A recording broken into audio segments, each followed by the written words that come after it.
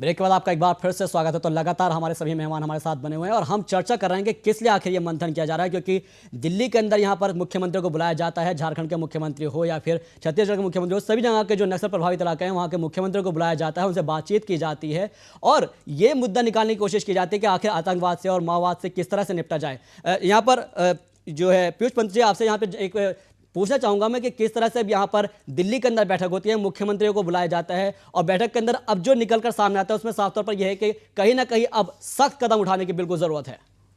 नहीं, देखिए, बात आज जो बैठक हुई थी वो इसीलिए बुलाई गई थी कि माओवाद के जो मसला है उस पर चर्चा की जाए और राज्य के सहयोग से, राज्यों के सहयोग से, और जो है और जो आतंकवाद को लेकर खासकर जो एनसीटीसी की जो बनाया गया जो प्रपोजल था, जो शुरुआती था, जो पहले का ड्राफ्ट था, उसमें काफ़ी राज्यों को ऑब्जेक्शन था, तो उसको डाइल्यूट किया गया और उसको लेके फिर से जो है चर्चा आज थी कि किस तरह से आतंकवाद से निपटा जाए, किस तरह से माओवाद की समस्या से निपटा जाए।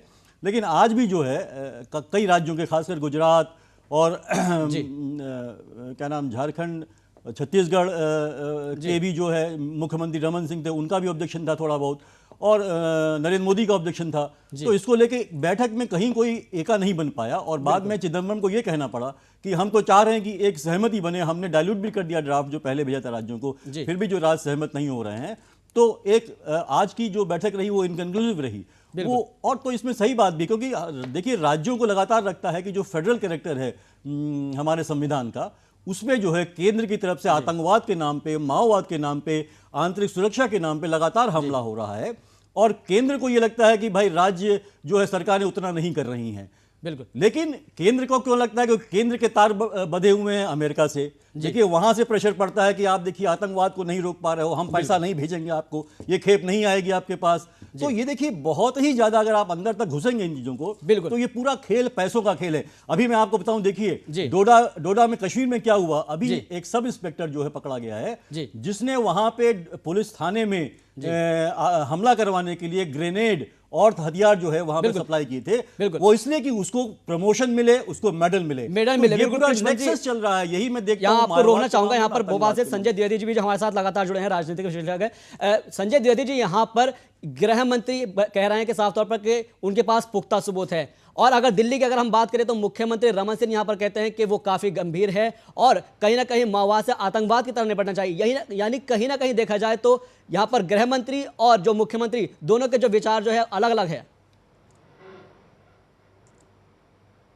देखिए, विचार अलग अलग नहीं है। मुख्यमंत्री की जो गंभीरता है वो नक्सलवाद के खिलाफ लड़ाई को लेकर है।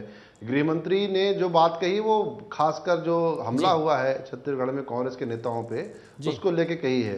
कल कुछ अखबारों में समाचार भी छपे, इसके पहले भी चर्चाएं होती रही कि भाई वहां पर कुछ कांग्रेस के लोगों ने रूट बदलवाने का काम किया, कार्यक्रम की तिथि बदलवाने का काम किया और आपस में शक करने का काम हो रहा है। पर मुझे लगता है गृहमंत्री जी अगर संयम रख के इस तरह का बयान नहीं देते तो ज़्यादा अच्छा था, क्योंकि इसकी जांच चल रही है। जांच पूरी होने तक जो बड़े नेता हैं वो अगर खामोश रहें तो अच्छा होगा, क्योंकि ये पुलिस प्रशासन का काम है, ये नेताओं का काम नहीं को अभी से निष्कर्ष देने लगे या घटना को लेकर कोई निष्कर्ष बताने लगे। जहां तक दिल्ली की बैठक का सवाल है तो ये कोई नई बात नहीं है। मुख्यमंत्री रमन सिंह पहले ऐसे मुख्यमंत्री हैं जिन्होंने इस नक्सलवाद की घटना को एक राष्ट्रीय परिप्रेक्ष्य में समझा और उस तरह से केंद्र सरकार सामने आग्रह किया। यह अलग बात है कि उनकी सरकार नक्सलवाद के खिलाफ किसी तरह का कोई बहुत सकारात्मक परिणाम नहीं सामने ला पाई, पर आज भी ये बात कही जाती है कि जो दिल्ली से समन्वय की बात है वो सर्वाधिक अच्छा समन्वय छत्तीसगढ़ का है। ये अलग बात है, सर्वाधिक घटनाएं भी छत्तीसगढ़ में हो रही हैं। कारण ये है कि उसकी कई राज्यों से सीमा लगती है, करीब 9 राज्य जो बस्तर की सीमा से लगते हैं और ऑपरेशन करके सारे जो बड़े नक्सली लीडर हैं वापस वो जो है आंध्र प्रदेश में चले जाते हैं। कोई जो लीडरशिप जो है बस्तर की लीडरशिप नहीं है, नक्सलियों की जो लीडरशिप है वो सब तेलुगु के नेता हैं और अपराध करते हैं, यहाँ पर क्राइम करते हैं, वसूली करते हैं और वापस चले जाते हैं। 600 करोड़ के लिए भी अकेले छत्तीसगढ़ से नक्सली नेता वसूल रहे हैं। ऐसे में इसको आतंकवाद ना कहा जाए तो क्या कहा जाए? जो पैसे भी वसूल रहे हैं, लोगों की हत्याएं भी कर रहे हैं। जो महेंद्र कर्मा जो इतने बड़े लीडर थे कांग्रेस के, उनको 100 गोलियां मारने के बाद जो लोग 75 बार चाकुओं से उन पर वार करते हैं वो आतंकवादी नहीं है। मैं तो कहना चाहता हूं। उमेश शर्मा जी जुड़े हैं बीजेपी नेता इंदौर से, उमेश शर्मा जी का रुख करते हैं। उमेश शर्मा जी, यहां पर आपको नहीं लगता कि क्या पर गृह मंत्री का जो बयान है वो कहीं ना कहीं जो है राजनीति से प्रेरित है, क्योंकि जहां पर जब छत्तीसगढ़ के मुख्यमंत्री रमन सिंह है वो यहां पर गंभीर नजर आ रहे हैं दिल्ली की बैठक में? नहीं, मैं इसको थोड़ा सा भिन्न दृष्टिकोण से देखता हूं। जी गृह मंत्री जी के क्षेत्राधिकार में चूंकि राज्य की आंतरिक सुरक्षा का विषय आता है, जी राज्य की आंतरिक सुरक्षा कायम रहे, बरकरार रहे, यह गृह मंत्री जी के क्षेत्राधिकार का विषय है। जी राज्य की जो सुरक्षा एजेंसियां हैं या पुलिस विभाग है या अन्य विभाग हैं, वो सब गृह मंत्री जी के मातहत और अधीनस्थ होती हैं। तो निश्चित रूप से ये उनके क्षेत्राधिकार का यानी कि विषय आप है। कह रहे हैं, आप अगर यहाँ पर उनके कह रहे हैं कि संज्ञान गृह में मंत्री इस यहाँ प्रकार पर का कोई गृह विषय मंत्री के पुलिस जो के है द्वारा कंधों पर यहाँ पर सुरक्षा की पूरा मतलब जिम्मेदारी होती है, तो यानी कि आखिर अब आपने अभी तक क्यों चुप था, अब आप जी। आगे क्यों कार्रवाई नहीं की गई?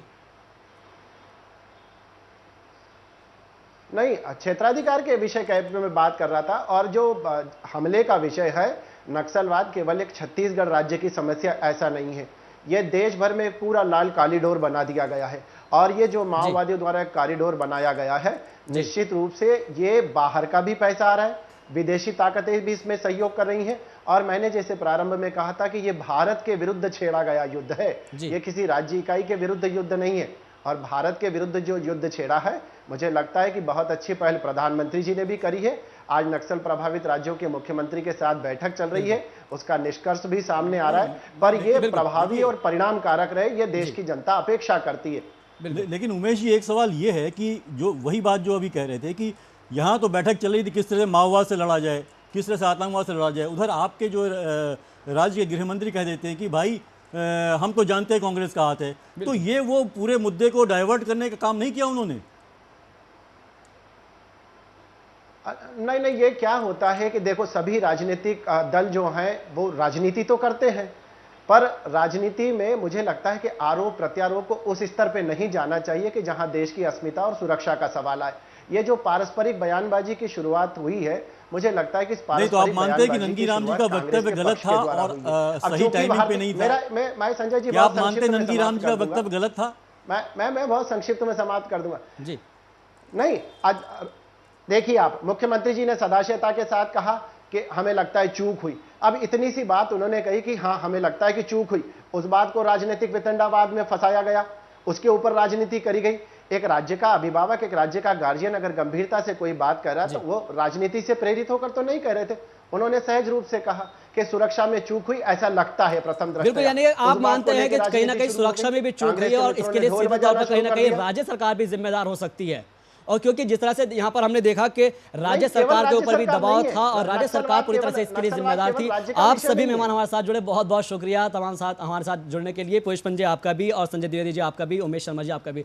तो यहाँ पर कुल मिलाकर नजरिया सिर्फ यही निकल कर आ रहा है सामने, सारा जो निचोड़ निकल कर आ रहा है कि कहीं ना कहीं इसके पूरे मामले पर राजनीति हो रही है, सियासत की जा रही है, सियासी रोटियां सेकी जा रही है, क्योंकि 2013 का चुनाव है, विधानसभा चुनाव है, और लिहाजा यहाँ पर केंद्र सरकार भी गंभीर जितनी है उतनी ज्यादा यहाँ पर जो राज्य सरकार है वो भी गंभीर होती नजर आ रही है। लेकिन साथ ही साथ सियासत ज्यादा यहां पर नजर होती जा रही है, और सवाल हमारा सिर्फ यही है कि ऐसा मंथन किस काम का। फिलहाल के लिए विशेष में मेरे साथ बस इतना ही, दीजिए इजाजत, नमस्कार।